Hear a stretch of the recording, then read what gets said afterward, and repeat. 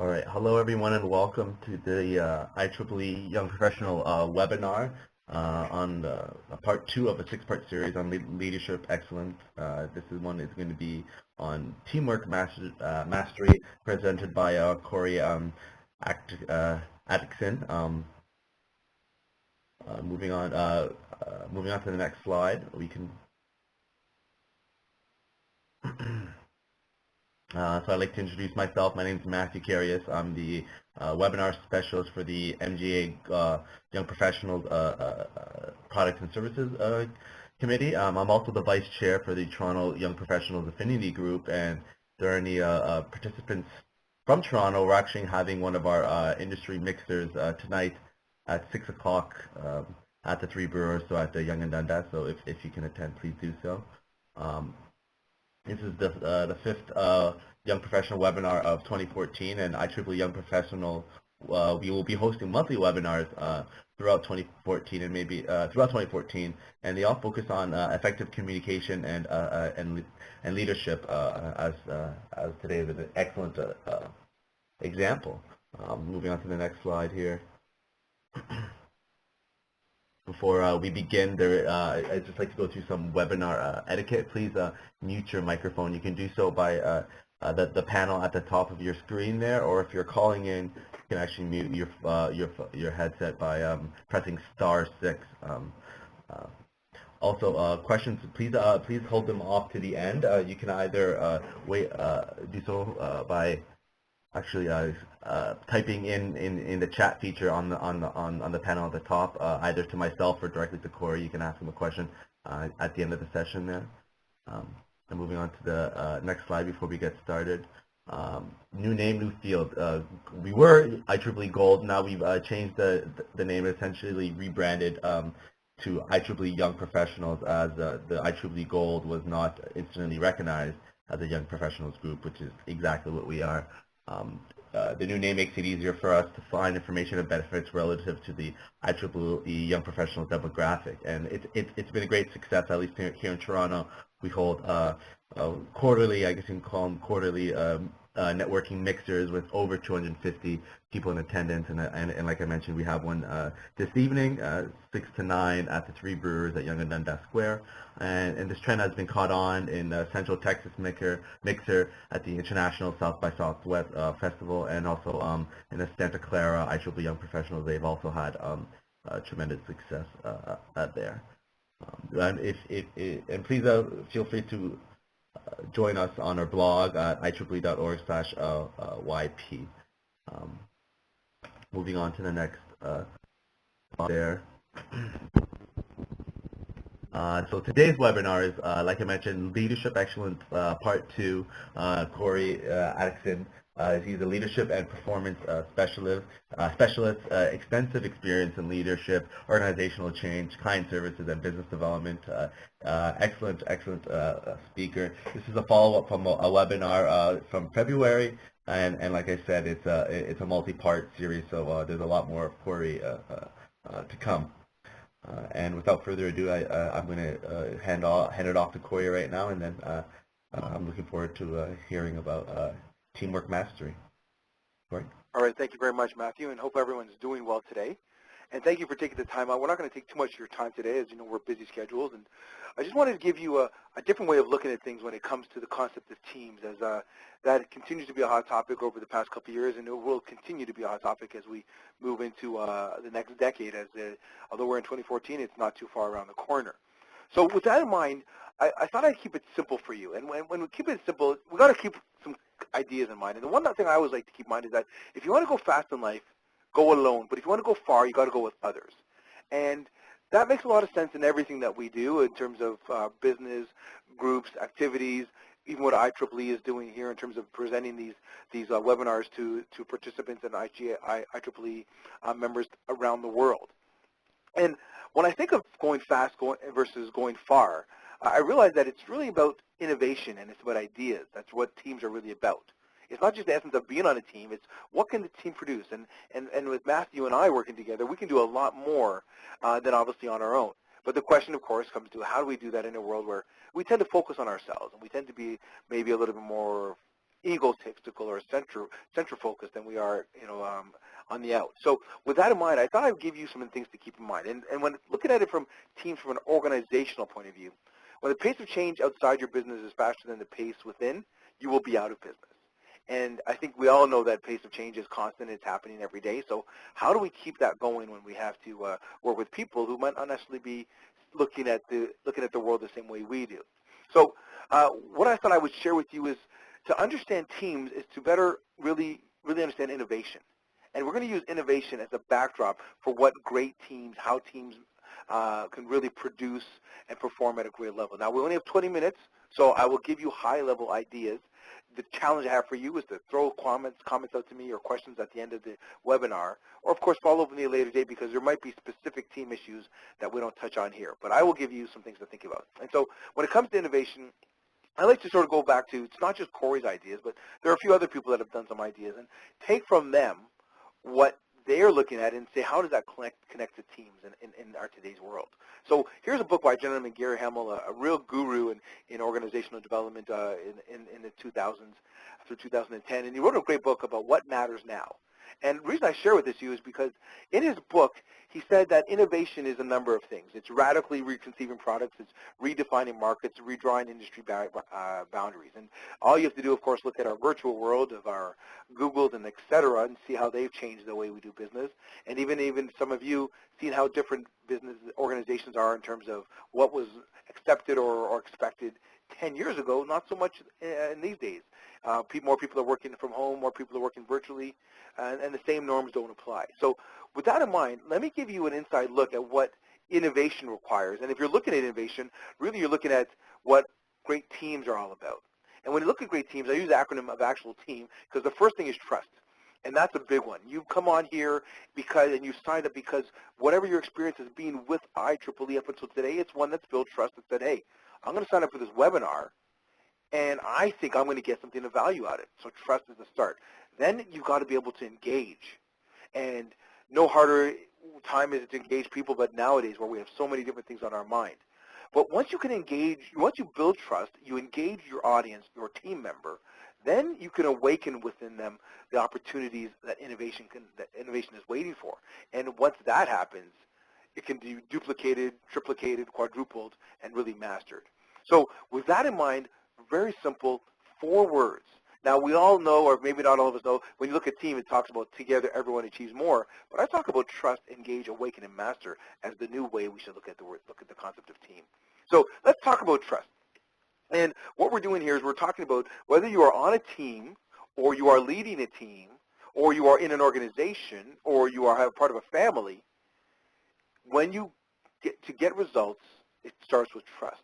So look at this. So to start things off, innovation is an inside-out job. So to really become more innovative, organizations, and many of them are doing it now without maybe nearly clearly communicating this, is they're looking inside to come up with ideas on how to make differences on the outside. So we start with trust, and look at these numbers about trust. And this was taken from a gentleman who wrote a book about 7 years ago called The Enthusiastic Employee. And in his book, he came up with a couple of stats that I thought were very interesting. 70% of employees believe that trust and loyalty within firms is declining. 60% do not believe that their management is upright and ethical. 50% believe that lack of trust is an issue. Oops, sorry about that.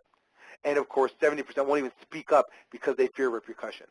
So the numbers are right there. And why these are important is because when I look at those that are involved in IEEE, all of us could be a part of these percentages, and saying, depending on where we've been and what kind of organizations we've been working with. So the writing is on the wall, and we've got to start thinking, wow, if I'm going to be leading a group, I've got to be mindful of this. Because whether it's an organization or it's a team of 10 people, 7 people could think that their leader is not trustworthy. 6 out of the 10 people could see them as not being ethical, and so on. And all you have to do, even to look even further, is even just look at our own leaders in terms of countries and so forth, and see how we don't know if we can always count on them. So what I thought I would give you was just an insight into a great book, or a very interesting read, maybe a better way of putting it, called The Dysfunctions of Team, written by a gentleman named Patrick Lencioni. And the reason I share this book with you is because Patrick wrote this about 5 years ago in 07, 08, and wanted to talk about what had happened, what's happening to organizations. And so I thought this would be a great idea for us to think about as we move forward. And he said that one of the things he's noticed over his research as a professor is that there's now a more absence of trust in how we do things. We're trying to, and we have to talk about the importance of accountability. We have to talk about the importance of transparency. So trust is an issue. But what I thought was most interesting was not the first level, but pretty much the next level, which was, can you, sorry about that, absence of trust. What happens is when there's an absence of trust, then we have what I would say a fear of conflict. Where is it here? Sorry about this. Hold on a second, everyone. I just got stuff here. Is a fear of conflict. There it is. All right. So when you have a fear of conflict, there's where the problems happen. So if I'm working with Matthew, I'm working with Mary or somebody, and we don't trust each other, we would, just based on natural instincts, we're going to go to somebody who we can trust. And if I'm in a meeting and something happens where I'm embarrassed or put on the spot and I feel a little bit of lack of trust, I'm not going to go and necessarily approach that person. I'm going to go to somebody else. That's the fear of conflict. Also because I don't know how to handle that conflict, which is always a big issue. But if the conflict is now an issue, now I'm no longer committed. And of course, everyone knows that when you're not committed, you're going to see what happens. Of course, you're not going to be accountable. And that's, of course, a big world in all organizations. Can you be accountable? Are you responsible and going to be held up to a certain regard based on what you said you've done? And, of course, accountability. But we avoid it because of a lack of commitment, a lack of fear of conflict. And, of course, if we avoid accountability, everybody, then we don't get the results we want. And that's really high level what Patrick talked about in his book, The 5 Dysfunctions of Teams, and really interesting read. But the reason I share this with you, as you sit here this Wednesday, depending where you are in the world, is why this relates so much to not just teams, but just society. And many years ago, 30, 40 years ago, a gentleman came along and he talked about how we have a hierarchy of needs. And you'll notice here when I have low organizational trust, here are some of the fallouts. Now, what you want to do is really take a close look at this, depending on where you are in your organizations or teams or groups, and notice if some of these are happening. People withhold and hoard information. I see that on a daily basis, especially because of silos in organizations. Getting the credit is very important. I don't always see that. People spin the truth to their advantage when the ball is dropped, as often happens. Ideas are resisted and stifled. Sometimes the person has an idea, they want to share it with an upline and a supporter or somebody they report to, and of course that person doesn't even acknowledge it. Mistakes are covered up, and the worst one is there are numerous meetings after the meetings. Now, as you're sitting here, you probably think, well, what do you mean by that, Corey? Meetings after meetings. Well, how many of you have gone to a meeting and sat there or walked out and said to yourself, why was I there? We've all been there. And because it's not engaging us, we're not necessarily connected, we're going to have another meeting to figure out what we just missed in that previous meeting. So low organizational trust is very clear and shows up everywhere in organizations, teams, and so forth. But as I was talking about, this guy talked about needs in terms of society, and there are other things that have to have happened. And he said, well, when we have trust in organizations, here's the other side. Notice the first one. People are candid and authentic. There's your accountability right there. Information is shared openly. It's not forced based on technology and chat rooms and so forth like that. People are willing to share the new ideas are welcome. One other big one is people talk straight and confront real issues. And that is huge when you're on teams, whether they be a 3-person team or a 300-person team. Talking straight, confronting issues is important. Obviously, there's a high degree of accountability, and there's a high energy level. And, of course, all you have to do is look at anywhere you are in the world at the top 100 companies to work for within your country or city or so forth, and you'll see there's a high sense of energy around those organizations. So I thought, well, now that I've given you the two sides of what to look for, how do you get there? How do you do the opposite of what Patrick talked about in his book, The 5 Dysfunctions of Teams? Well, first of all, you got to keep in mind Maslow. Maslow was a psychologist from the 60s, and he said that every person on earth, regardless of color, skin, male or female, has some basic needs. And notice what he said here. He said their most basic needs are physiological, or psychological, which of course is your trust, which is your air, your water, your food. Then you need safety. You'd be able to stay away from danger, conflict. Safety would be your housing. Then, of course, you need to feel like you're part of something, and that's your social. So you're able to commit to ideas if you look back and put on top of this the framework of what Patrick talked about. And then, of course, you have to, feel good about yourself, and you're accountable. Are you going to take care of that? Yes, I am. And, of course, where many has achieved, not many, but they said those that have achieved them are Gandhis, are Martin Luther Kings, are Mother Teresa's, self-actualization, where they've gotten results that have transcended who they are and just their lifespan on Earth. So this is what Maslow talks about. So I realized that if we're going to talk about the psychological, then we've got to really think about this. So if you want to make sure that you are doing the trust aspect of it all, the first thing you must do is trust one another. And how do you do that? You do things together in a world that seems to focus on just us, everyone doing their own thing, especially when you're in the public or you're in a mall or you're in a hotel and everybody's looking down at their phone versus talking to the person beside them. Trust one another is big. Once you trust one another, make sure, especially when you're in groups, organization-wide, different departments, engage in unfiltered conflict, which means make sure that any of the framework of, well, this is the way I look at things and this is how you look at things, are out of the picture or out of the way before you try to solve things. Once you can make sure you get any of that filter out of the way people listen to one another, then you can commit to D&Ps. I call them decisions and plans. Who's going to do what? And then what happens if we don't do it, or who's going to coach the other person. And in itself, just being accountable is teamwork. And then, of course, what organizations do that really focus on this is they focus on collective results. They talk about results in terms of language. It's not, I was great. It's look what we achieved. Or it wasn't just me, but it was my team. So those are 5 things that I would throw to you. But if you want to take one thing away today in terms of trust, the first one, trust one another, do things together, especially outside of the office when possible. So that's our trust conversation, and you'll see here I have here that trust is a key leadership and team competency regardless of who the other person is, whether it be customer, coworker, supplier, or investor. So keep that in mind. That's your T part. That's your trust. But then you got to get into the next part, and you got to talk about how do we get there. And this gentleman, Stephen Covey, wrote a book called Speed of Trust, and he said that when trust is low, speed is low. Things take longer, and of course, costs increase. While, of course, on the other side, everyone, when trust goes up, speed goes up, costs go down. So if you were a participant here and we were talking right now and you trusted what Corey had to share in terms of this concept of teamwork, if you trusted me, then your retention and ideas would stay. The cost or the energy for me to output the ideas would, of course, go down. So something for you to think about. Really good example, and he even goes deeper in that book. So check it out when you have a chance. So while we talk about trust, now we get into step 2, engagement. And the only thing harder than starting something new is stopping something old. And the reason I say that is because to engage people, we've got to try different things. And you'll see here when we talk about innovation and teams, it starts with what the performers need, not what you need. So if you're a team member, think about what your team needs, even the person you're reporting to. And if you're somebody in leading a team, obviously do the opposite. But I thought that I would give you something different to look at. And the number you want to jot down is this. Now, this is Canadian. It's 2 years old. And based on the 50 best employers of that time, 70% of them had higher scores than, it says average employee engagement score at them was 78%, 24% higher than the average of other participants in the study. So engagement is not just an idea or a concept, it's a strategy. And look at this.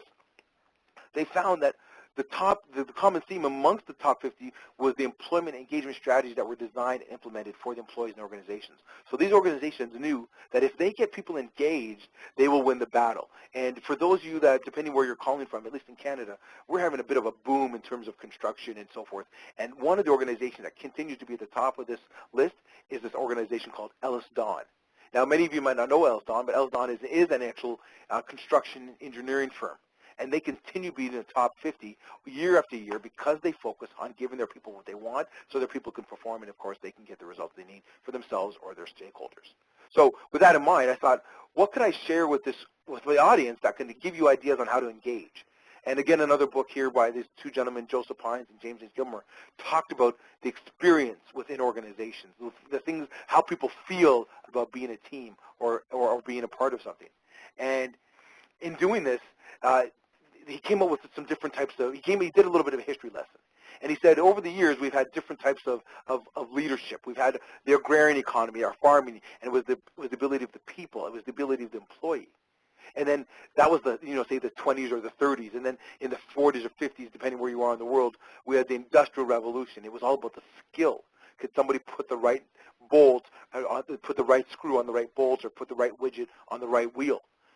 And then, of course, things changed, and about 30 years ago, we had what was called the information age, right? And the focus was on the strengths. If we can get people to work together based on information, we'll have a better team. And now where most of us are, where we're living right now, everyone, is in the experience economy. And those that understand each other's values really make the difference. And depending on what you're doing here, you'll notice how values are playing a role in how organizations that seem to be getting the investment or the support are those that are trying to be green or socially conscious. But it also matters for the employee as much as it does the organization. And so one thing I'd like to share with you is what do you value? You know, do you value money? Do you value time? Now, many people say time, and of course that's important, but depending where you are, sometimes money is important. But if you have a lot of money and no time, that can be stressful. If you have a lot of time and no money, that can be stressful. So what is the value, and why is this important to engage your people? Well, you'll see that it's a quality. It values, affects our decisions, our behaviors. You'll find that values help define what's important to us. You'll find that values are standards to guide our actions. So they're very important. So the question you have to ask yourself is what do your team members value? What does your organization truly value? Is it matching its words with its actions? And sometimes I even ask people to think, what do they value from their career? And I can even give people a chance to test that and say, well, here are 10 values that I've noticed show up on a regular basis. And the question you have to ask yourself is, which one do you want? How would you rank these if you had a chance to? Excuse me. And then what great teams do, people that master teamwork, not just the leaders but the team players, is they get clear on what the person they're working with values as well. So you might want to think about that. Now, I used this in a presentation I did about 3 years ago, and based on the research that I found, the one that seemed to be the most popular, that most people value, and again, it could be age, it could be work, was the last one, colleagues that get along. So that's something to start off with, but again, you need to know for yourself and for the group you're with. But it is a great question for you to think about and to ask. What do you value? Because when you understand what you value, then you can engage the person you're working with.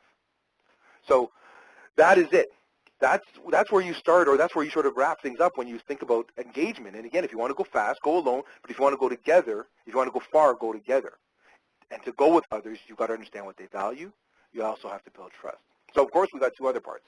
Once you can do that, that gets you a chance to awaken. That's when the magic happens, right? If we look at the classic model of forming, storming, and norming, and all the other different ways in which teams form, it's when we're at our peak that things really happen and ideas start to flow. But you have to be able to make sure that that person can trust you or sees the world the way you see them. So what I thought I would give you is this, is once you get that, that's really the innovation. That's where the ideas start, and that's what a team is about. So when it looks at innovation, it's all these things. It's discovering, it's creating, it's developing. But how do you really get innovation in an organization with a team? Well, there are three things I've noticed work, and I've seen when it doesn't work. So take them for what you will. This is Corey's way of looking at the world. I'm more open to debate, but what I'd share with you are these. Step one, create an innovation team. And when I say create an innovation team, create a team above and beyond the team that you're working on. Step two, make sure that they're separate but not isolated, meaning that they are around but they're not off on another building because you still need to keep them in communication. And step number three, everyone, make sure that there's disciplined experiments and we learn from the results. Now, some people do that well, some don't, but you must follow those three parts to make sure that the team can innovate effectively. So, Matthew, how are we doing on time? We have about 5 more minutes left? Yeah, that's good. Yeah, we have about five minutes. Sounds good. So let me just wrap things up because I don't want to take up any more anyone's time, and we're already here at 3:30. But I wanted to just give you one last thing. Now we've gone really quickly over the key elements. Now, how do you build on that? So realize first that innovation doesn't have to be with your team alone, but your team can be a big part of that ripple effect. So realize that innovation can basically happen, anywhere within the organization, from your customer, your sourcing, your delivery, your channel partners, operations. Innovation can come from anywhere. And when a team is open to that and thinking things from that perspective, things will move faster. Also keep in mind that you're going to have to listen differently. So as you're coming here and you're sitting to listening to this webinar, realize that there is something that all of us have to do, and we have to learn how to really listen. Now, you see, most of us, not all the time, but we mostly listen at an internal level, right? So even some of you are listening to this webinar, and you're thinking internally about whether you agree with some of these ideas or not, all right? Where you want to move to is a different level, when that level is more not a focus on yourself, but more on what's behind that. And that this focused listening at a feeling level is more about how can I say the values of what drives people. And then lastly, everyone, the intuitive level. And really, what are we trying to get at here? And when we are able to listen differently, conflict decreases, difficult situations are handled much more professionally, and of course you can only imagine the ripple effect from that. So I just leave that with you as, well, Corey, you've given us a lot of things to think about. What can I do? Learn to really listen. So where does it take us? It takes us to our last piece, and that's master it all. And when I'm talking about mastery, there's a lot of things that you have to become mindful of. And you're going to have barriers to creating great teams as you see them on the one side of the screen. People are going to be resistant to change, the culture of the organization, the climate of what it's going through, structure. But there will be some breakthroughs that you'll notice that have to be present for that team to excel. Leadership from top to bottom. Culture, climate, and identity has to be crystal clear, and it's not just about the department. There have to be rewards and recognition. People don't need just R&R in terms of rest and relaxation. They need rewards. They need to be recognized, as most human beings really just want that in life. And then you have to also be mindful of what the competition is. What are you dealing with in your industry? What are the needs? How can we diversify ourselves? And when you're able to see the barriers and the breakthroughs, the mastery can happen. So what I share with you is this, right? Creating a high-performance team is not going to happen by accident. It takes practice. It takes work. And understanding what motivates people is a big part of it. But what I thought I would do is share this with you.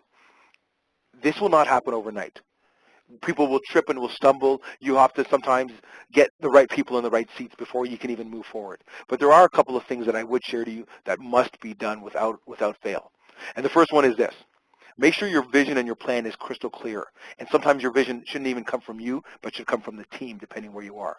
When you communicate, over-communicate. One of the things I've noticed wherever I go, whenever I ask people what stops teams from performing as well as they could, everyone says communication, communication. I've done that in 2005. I'm doing it in 2014. I'll do it in 2020, and it'll always be the same answer. So if I could share something with you, over-communicate. Give people more information until they say no more. The number 3 part is delegate. And if you remember from our leadership conversation from our last webinar in March, if you want more power, give it away. And if you want more insight into that, please by all means follow up with me after the webinar. And lastly, of course, you got to talk to your people and let them know how they're doing and support them. And then those that don't need that, they'll tell you. But there are those that will say, yeah, I'd like when you tell me how I've done and where I could have done better, or that you appreciate who I am. And when you follow through on those 4, you're pretty much on your way to really mastering your team. So a real team has all these things. I'm not going to get into them. Obviously, I think these are pretty obvious, and you can look this up on any internet site or anywhere you go. But keep in mind the first 4 that I shared with you in terms of over-communication and so forth.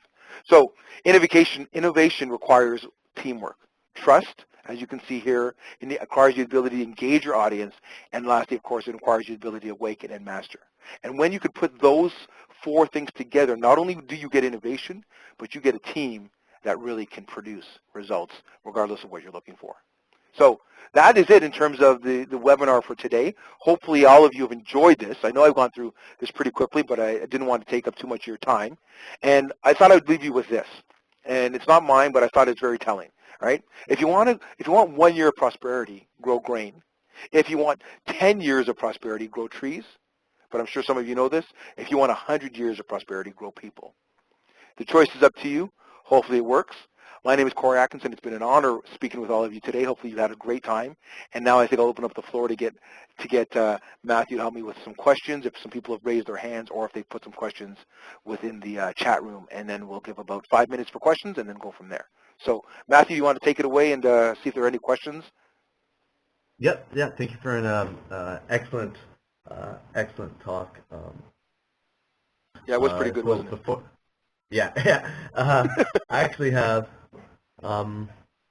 Corey, yeah, there is a question here. Corey, could you talk a bit more about meetings upon meetings in large companies? How do you drive more effective meetings when you are working with people from so many different departments?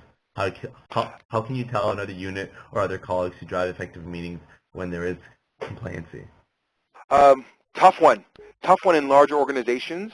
So therefore, the first thing, whoever's asking that question, is think about marketing and trying to get people to buy in. So if you had a group of people and the meetings were going, you would subtly say, hey, Corey, I just was starting the meeting. How did you think that went? And I'm going to give you my thoughts. And if I trust you, I'm going to be very candid. If I don't, I might be a little wary, depending on who ran it. But if you get enough people sort of talking about it, that it's not going well, then when the time is right, and of course that could depend on what that is, you present that idea and say, listen, we've been at a couple of meetings and I've really enjoyed all the things that everyone has to share, but I'm just wondering if I could present a different way of having our meetings. And then you go to classic ways of how to run meetings, whether it be make sure there's an agenda, make sure there's even, and although it might seem archaic, make sure there's a chairperson. So it's not the leader of the meeting, but it's somebody who's keeping people on track. So the leader can walk through their slides, but the chairperson or the moderator, if you would even call it that person, can say, oh, you know what, Matthew, that question is going to take us too long to answer. I've made a note of it. Maybe you and the leader of the group can talk about that afterward. Is that okay? So that the person who's got that responsibility doesn't feel like they're being rude, because that's their role, while the leader doesn't have to feel like they're coming across insensitively because they're trying to lead a discussion. So that's one thing you do, but definitely get people to support the idea, especially in a large organization, and then present some ideas that you think might work. Start maybe small with your team and then roll it out. And of course, use it at every meeting, at the beginning of the meeting, at the end of the meeting, and so forth. Hopefully that saves you some headaches and some times, because that when people don't speak up, the meetings become much more stressful and people do not like going to them. So hopefully that helps them out. Next question. Uh, just stemming from that, you mentioned over communicate. So when you talked about that, at least in my mind, it was email after email after email. Is that what you meant when you said that, or could Definitely, definitely not. Definitely not email after email after email. I mean, you send out an email, Matthew, and then Mhm. you check with your people verbally when you see them in the hall or at a meeting. Did you get that? What did you think about that? You know what I mean, Matthew? You get them Mhm. talking about it. Otherwise, they don't say anything, and then it just drifts off. And really making sure that whatever is meant to, or intended by the email or the communication is crystal clear. And sometimes, yeah, there isn't always time for that. But I think if we walk away today and we all keep that in mind, and I don't mean by email, but talking to people, whether it be face-to-face, one-on-ones, email, phone calls, you make sure that there is no room for misinterpretation. Really, that's the focus of over communication. Does that help you out? Yeah. That- one other question. Great suggestions. However, not everyone is as forward in suggesting such progressive efficiency. Would you recommend scheduling meetings so that an agenda is set before time? I definitely would. As a matter of fact, I'm sorry I didn't mention that. That would be very important, especially when you're working with other departments or other groups. But it has to be crystal clear. This we were having a meeting. Would like for you to be present and would like to make sure that if there's anything you'd like to talk about, please let us know. Give them, say, 48 hours on that, and then maybe the night before, or if the meeting's in the afternoon at 9 o'clock. Once again, if you have anything to add to the agenda, please share with us so that our meeting will run efficiently, as we do not have a lot of time for all the items on it. We don't have a lot of time to discuss every issue, but we do want to make sure that we follow through on these main issues. So I think it would be very important to get the agenda ahead of time. But again, because unless you're in some type of not-for-profit board or the executive level, not often do people take the agendas seriously. So it would be important to start to put in some rigor to it so that people do see that it's important. Does it make sense? Yeah, yeah. Got another question here. So you mentioned a bit on how to build trust in a team. Could you maybe elaborate a bit more on how you actually build trust within a team, let's say within an organization, for example? Well, I did go over that part a little quickly, I will admit. And the part that I like to leave people with, they always ask that question, is how do you do it? What are the steps? There's a number of things. The first part is to communicate regularly, right, and don't leave people in the loop. For step one, if you are leading the team, make sure that the performance or the development of the person, whether it be for the year or whatever, is not just talked about, excuse me, at performance time or or 2 times a year, but you're constantly finding out. You're showing the person that you are genuinely interested in where they're going, and that will reciprocate. It's just like having a friend. You meet somebody who you get along with. You both like flying airplanes or remote control planes. Eventually, you're going to get to know one another at a whole new level. So show that it's genuine. That's one. Make sure that you understand what drives people, the values. Two is, I said, do things together. And when I'm talking about doing things together, that's just not how society is created. People move to certain cities, go to certain parts of the world because they like the values of that place or what it has to offer. They do things in that place. If teams could take the time to do things together up and beyond just work, there's going to be a stronger bond there. There's going to be some memories. You're going to be creating some experiences together that will bond people. Now, those are just two. There's other things you can do in terms of like virtual teams. I tell virtual teams to, if they're going to have their monthly meetings, to make sure that every month there's always a little bit of time, like let's say with our webinar, where people have to share their highlight of their week, or one person shares a little bit about themselves so that the team gets to know them. But the key thing you also need to keep in mind is to do that sometimes it takes, regardless of what you want to do to build trust, be patient, as it will not happen overnight. The people that have signed up for this webinar are understanding these concepts, but the person that you might be trying to build trust with are not, their mind isn't in these concepts just yet. So you have to do some things so that people can eventually see a new light or a new way of looking at things. But be patient, but hopefully those ideas can help them out. Maybe one more question, Matthew? Oh, one more question. Going back to I'm just what companies value most, and you said the trend was for working great in groups, or that was what was it back in the 50s, and where do you see it going? Okay, so where is it? So what's the historical move? I think Yeah. that if you go back 30 to 40 years ago, you just have to take a look at history and probably realize that people just wanted to have a job. They wanted to be able to leave the dream, whatever country they were in, where they could make some money, provide for their family, and have the thing that every person has, the car, the house, and so forth. But they had a job and they didn't have to worry about it. Didn't have to worry about it going under or so forth. Now our values have shifted, and we're in a world where we can do anything thanks to information. So if you want me to work for you, you gotta make sure that you take care of me, and that's by understanding my values. And a lot of you on the phone here will go to places because they think they'll take care of you. Yeah, it'll be money, but eventually money will not be the end all. And if you don't think you're treated fairly, you'll move on. So where is it going? I think it's going to go to a point where, depending on the circumstances of our world, where people will be much pickier where they work. They will be a lot less flexible in a boss who does not take care of their values. They'll be a lot less tolerant of a company who, if there's any sense of shadiness in terms of how they do business or their practices, they will move on and they will let it be known to the public. I think that's where it's going to go. People will raise those stakes and want to make sure that whoever they spend time with for that day is aligned with who they are. So hopefully that helps that person out. Maybe one more. If there's another one, Matthew, then we'll wrap this up and let people get on with their day. There's nothing here on the chat, but it's been Okay. a excellent discussion. Thank you. Just one. I'm just going to go over this last slide before we call it a day. Please Okay. complete the feedback survey. You're actually going to get that in an email either today or tomorrow. Join us for our next Young Professional webinar. It's from Nagy Nagarthan on how to be a star engineer. That's coming up at the end of June, so June 28th at 3 p.m. There's also career-based services for all young professionals within IEEE. So the Mentor Center, where we actually introduce mentees with mentors, and you can ask them questions on your jobs and things like that. And that fits well with IEEE Resume Lab, where you can actually get information on your resume. And the website and emails are shown there. One last question, Corey, just coming in.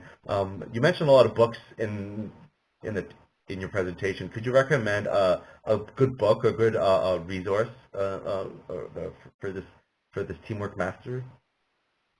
For teamwork mastery, a good book would definitely be the one that I mentioned with regards to dysfunctions of a team. 5 Dysfunctions of a Team by Patrick Lencioni. That's Lencioni. It's very relevant, very contemporary. A lot of examples, and will give you not just where the mistakes show up, but then how do you overcome those mistakes. And I think that's really tried and true, not too much based in theory, but very practical and realistic in terms of what I think we all need today in terms of teamwork mastery. Perfect. All right, Well, on great. behalf of IEEE Young Professionals, thank you again for an excellent talk. I'm looking forward to the remainder of your series, which are coming up a bit later in the year. We still have to schedule that. Then again, I think that concludes this webinar. Thank you for everyone who's attended. I'm gonna conclude it now. Thank you. All right. Thank you again, everyone. Thank you, Matthew. And we'll see you guys in a few weeks for our next webinar. But have a great day and talk to you all soon. If you have any questions for me, I'm at Corey@dimensionsofleadership.com. Thanks again, Matthew. Welcome. Okay, thanks guys. Stop recording and you're good to go.